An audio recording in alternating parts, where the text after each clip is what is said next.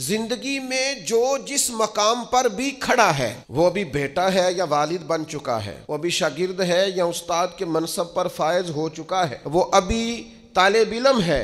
یا عملی زندگی میں کسی شعبے کے ساتھ منسلک ہو چکا ہے، اگر وہ چاہتا ہے کہ اگلی زندگی میں کم از کم ناکام نہ ہو تو پیچھے جو اس سے کوتاہیاں ہو گئی ہیں ان کا اعتراف کرنا شروع کرے۔ ضروری نہیں اس کے پوسٹر چھپائے اور لوگوں کو بتائے، وہ اپنے آپ سے تو گفتگو کرے، اپنے رب کے حضور تو حاضر ہو کے اپنی غلطیوں کو مانے، وہ تسلیم تو کرے کہاں کہاں اس سے خطائیں رہ گئی ہیں، کہاں کہاں اس سے غلطیاں رہ گئیں، کہاں کہاں وہ بھول گیا، کہاں کہاں اس نے سمجھنے میں اور اپنا شعور بلند کرنے میں دیر کر دی۔ جب تک اعتراف جرم نہیں ہوگا اتنی دیر تک غلطیوں کی تربیت ہو سکتی۔ دیکھو کیا کہتے ہیں، ربنا ظلمنا انفسنا، اللہ ہم نے زیادتی کی ہے اپنی جانوں پر، وَإِن لَمْ تَغْفِرْ لَنَا، اگر تو نے معاف نہ کیا، وَتَرْحَمْنَا، اور ہم پر رحم نہ فرمایا، لَنَكُونَنَّ مِنَ الْخَاسِرِينَ، پیچھے سے جو ہونا تھا وہ ہو گیا، اور اگر آئندہ بھی کرم نوازی نہ ہوئی تو ہم تو نقصان والوں میں ہو جائیں گے، نقصان تو بڑھے گا، روز گھاٹے میں جائیں گے۔ ہم جب تک تسلیم نہیں کرتے،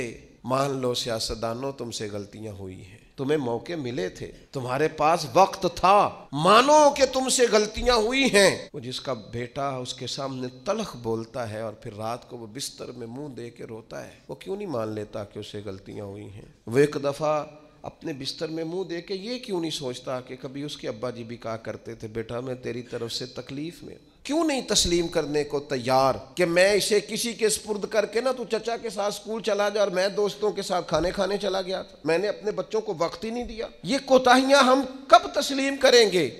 چھوٹا آدمی ہوں اور کمزور ہوں، کوئی ایسی بات نہیں کرنا چاہتا، لیکن میرا دل کرتا ہے ادب سے عرض کروں کہ دین کے دعوے کرنے والوں تم سے غلطیاں ہوئی ہیں، ممبر و محراب کے وارثوں تم سے کوتاہیاں ہوئی ہیں، مسند ارشاد پر بیٹھ کر پیری مریدی